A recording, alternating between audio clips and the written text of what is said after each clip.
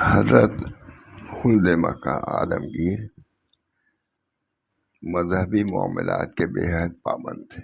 عالمگیر وہ ہندوستان کا بادشاہ. تو چھوٹے چھوٹے کام آ جاتے ہیں تو سب سے پہلے نماز یہ کھڑا ہوتی ہے. کب پڑھا نماز؟ بڑا کام. اللہ تعالیٰ عجیب و غریب انسان پیدا کیا. حضرت خلد مکہ عالمگیر مذہبی معاملات کے بے حد پابند تھے. حنفی المذہب سنی تھے عالمگیر. یہ بھی معلوم ہونا چاہیے نا کہ ہمارا بادشاہ وقت یہ تھا.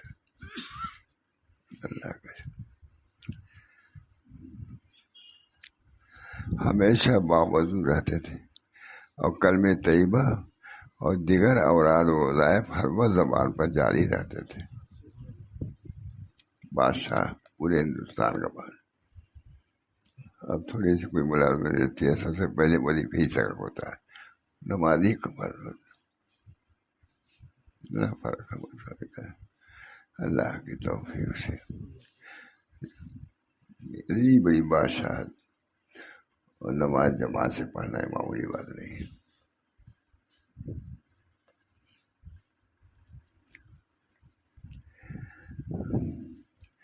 نماز اول وقت مسجد میں جماعت کے ساتھ ادا فرماتے تھے. جمعہ کی نماز مسجد کبیر میں عام آدمیوں کے ساتھ پڑھتے تھے. زکوٰۃ شرعی کی ادائیگی کا خاص اہتمام تھا. زکوٰۃ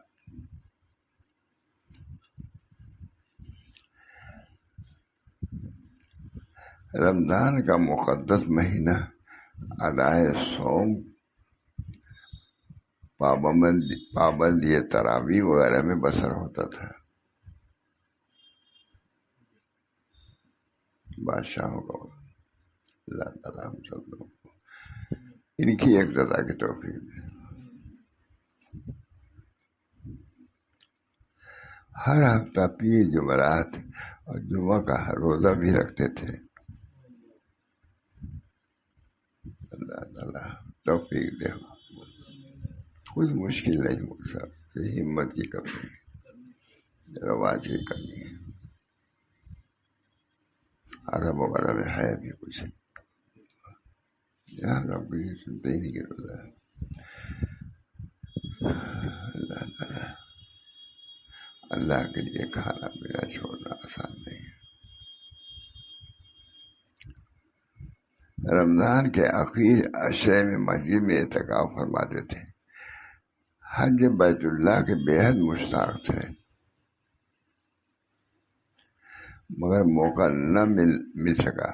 ہر سال اور کبھی ہر دوسرے سال حرمین شریفین کے غریب زائرین و مجاورین کے لیے رقم کثیر ارسال کرتے تھے. حجاج کا ایک گروہ بادشاہ کی نیابت میں طواف حج و سلام رسانی میں ہمیشہ مصروف رہتا تھا.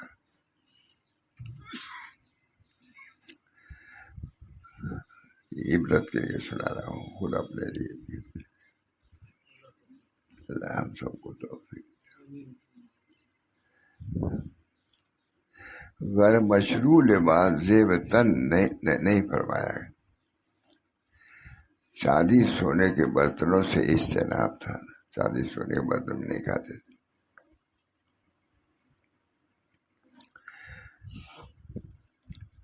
مجلس میں کبھی غیبت نہیں ہو سکتی تھی.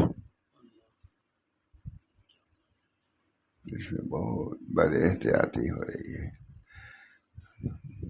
آج کل کی مجلسوں میں. اس کا عام رواج ہے غیبت شکایت میں. اللہ ہم سب لوگوں کو معاف کرے.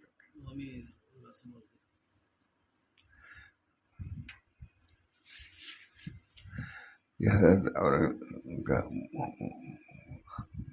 کئی خطوط ہیں ان کے.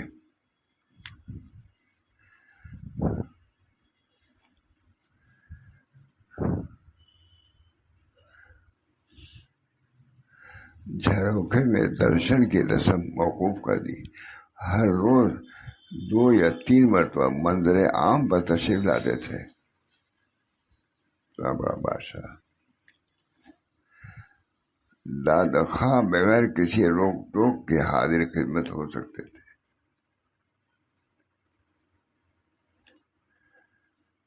بے حد کشادہ پیشانی سے داد خواہوں کی شکایت سنتے تھے. سب باتوں کو سننے سنانے سے مجھے کچھ تو خیال ہو جاتا ہے.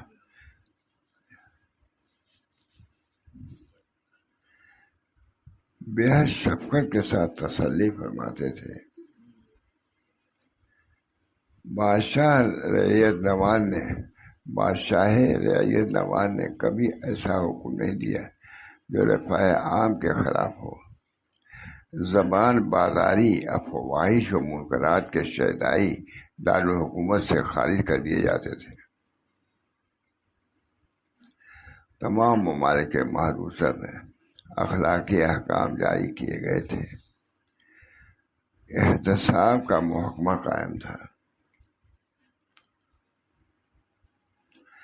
عاملان اجتناب مجرمین سے بات پوچھ کرتے تھے.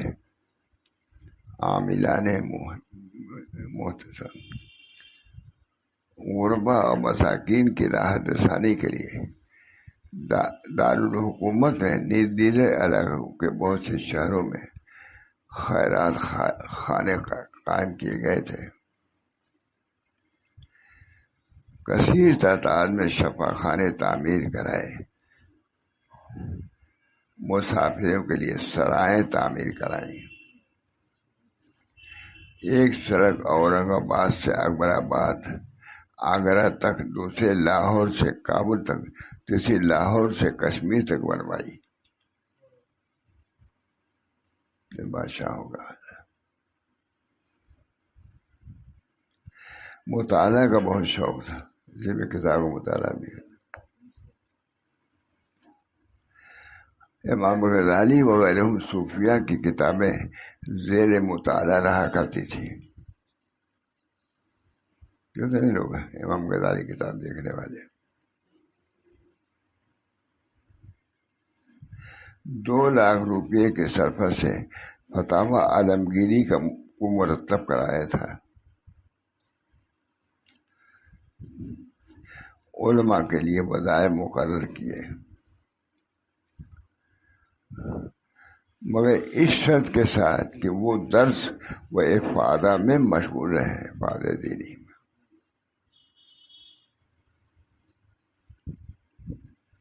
کیسے کیسے لوگ پیدا ہوئے، بادشاہوں میں ایسے لوگ پیدا ہوئے.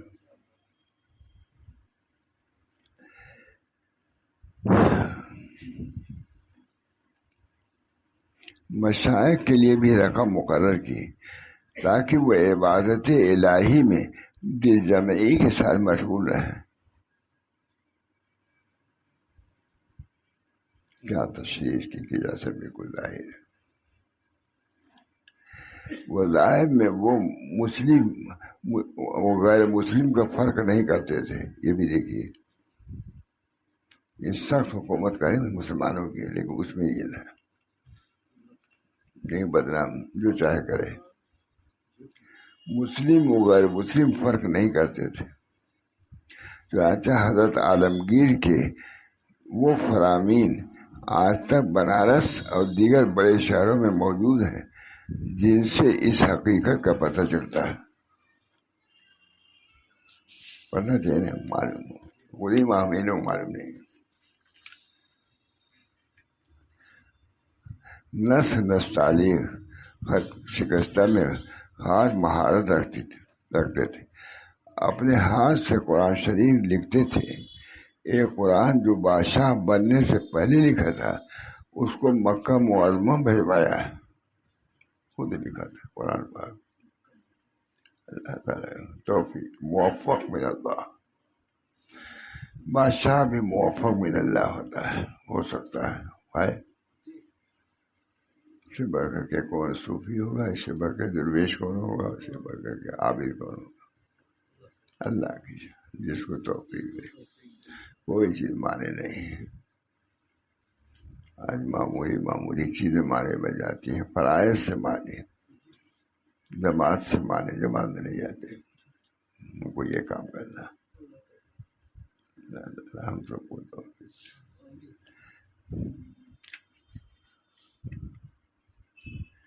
ایک قرآن جو بادشاہ بننے سے پہلے لکھا تھا اس کو مکہ معظمہ کو بھیجوایا، اور دوسرا قرآن جو بعد جلوس لکھا تھا 7,000 روپے کی جلد بنوا کر مدینہ منورہ بھیجا۔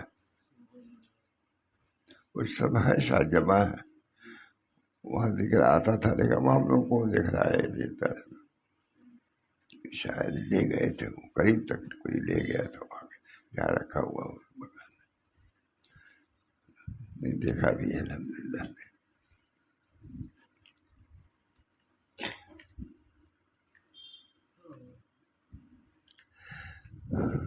فن انشاء میں بھی خاص مہارت تھی، رقعات عالمگیری اس کی انشاء نگاری کا بہترین نمونہ ہے۔ کبھی کبھی شعر بھی کہتے تھے، شعر بھی لکھا ہے، زمانے علالت میں بھی نماز باجماعت، اوراد و وظائف کا اہتمام تھا۔ کہاں بادشاہ زمانے علالت میں بھی نماز باجماعت، اوراد وظائف کا اہتمام تھا۔ یوم وفات یعنی 28ویں ذی-قعدہ جمعہ کے دن فجر کی نماز کے لیے باہر آئے تھے، بے ہوشی ہو جانے کے بعد بھی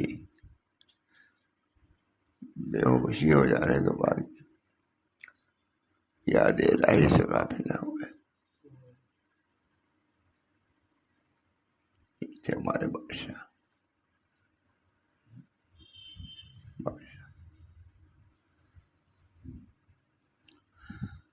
بے ہوشی کے بعد بھی یاد الہی سے غافل نہیں تھے۔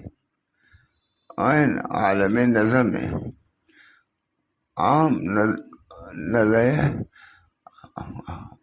عالم نظم میں کرب و اضطراب کے باوجود تسبیح و تحلیل میں مشغول رہے۔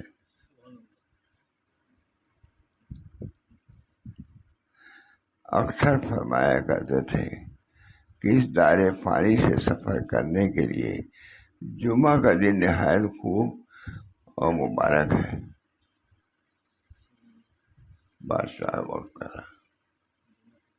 یہ اعتقاد دیجیے۔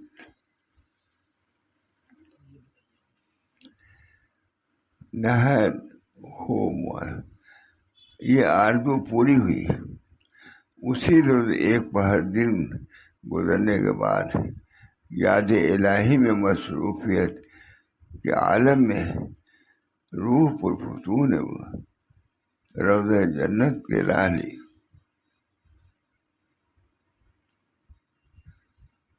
آپ کی وصیت کے مطابق جسم مبارک کا خلد آباد دکن میں سرگروہ ارباب یقین حضرت شیخ زین الدین کے مقبرے کے اندر پابند خاک کر دیا گیا۔ انا للہ و انا الیہ راجعون۔ یہ ہمارے بزرگوں کا نہیں بلکہ بادشاہوں کا حال تھا۔ اللہ تعالیٰ ہم سب کو توفیق دے۔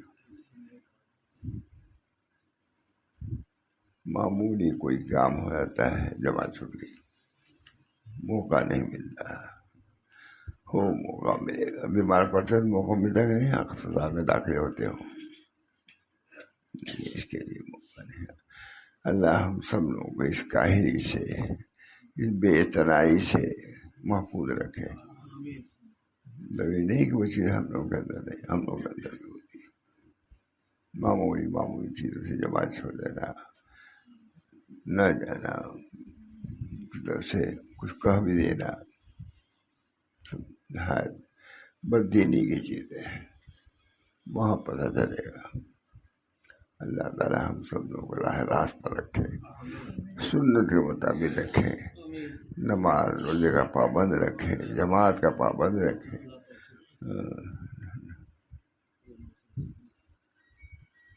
میرا تکلف بہت سے لوگ جماعت چھوڑ دیتے ہیں، گھر میں پڑھنے لگتے ہیں کہ کیا تم کو عذر ہے بھائی، سب گھوم رہے ہو، سیر کر رہے ہو، ویسے مسجد جانے میں پا رہے ہو۔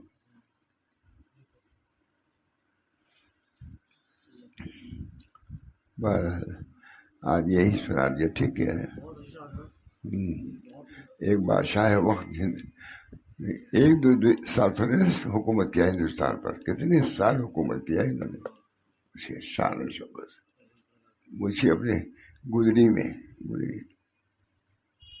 اللہ تعالیٰ ہم سب لوگوں کو اعمال نیک صالحہ کی توفیق مرحمت فرمائے، اور جس حال میں رہے اللہ کے بندے بن کے رہے، فقر ہو، فاقہ ہو، امیری ہو، بادشاہی ہو، سب تم رہو گے، نبی نہیں ہوگے، بادشاہی رہو گے۔ یہ آخر میں میں نے سنا دیا، اچھا ان کو چن کر کے انہوں نے لکھا ہے، اور یہ کتاب خود معمولی کتاب تو نہیں ہے، مکتوبات حضرت لے کے بیٹھے تھے، فارسی کی تھی، وہ رکھی ہوئی ہوگی، بہت وقت سے سناتے تھے۔ میں سمجھتا ہوں کہ حضرت علامہ جب آئے تھے تو شاید اسی سے سنائے تھے حضرت جس میں تھے، وہ بہت کہا حضرت نے کہا نہیں تم میرا کرو، سگی تھے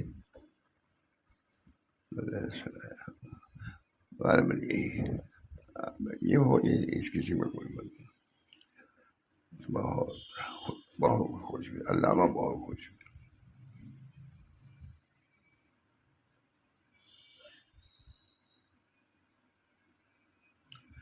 ہم سے پوچھا علامہ کیا پڑھتے ہو، تو ہم نے ریاض الصالحین کا بھی نام لیا ہے، کہا وہ تو متداول میں سے کتابوں میں نہیں ہے، جو ہمارا نصاب ہے اس میں۔ حضرت سے ہم نے آگے کہا کہ مولانا علامہ یہ کہہ رہے تھے، کہا بھائی شاہ ولی اللہ صاحب کے نصاب میں وہ داخل ہے، تو غالباً میں نے کہا ان سے حضرت وہ کتاب کہا توجہ بھی نہیں کیا، نہ وہ اپنی بات پہ بہت توجہ نہیں رہی، جواب پر توجہ رہی۔ اللہ تعالیٰ ہم سب لوگوں کو اکابر کے طریق پر باقی رکھے۔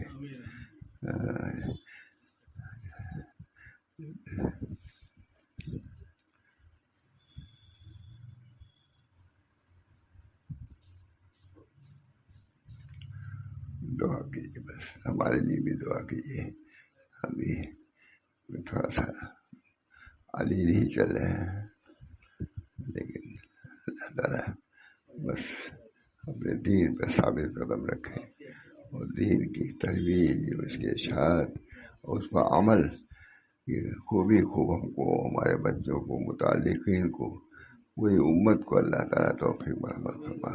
ربنا تقبل منا انك انت السميع العليم برحمتك يا ارحم الراحمين بحرمة سيدنا النبي الكريم صلى الله تعالى عليه وسلم۔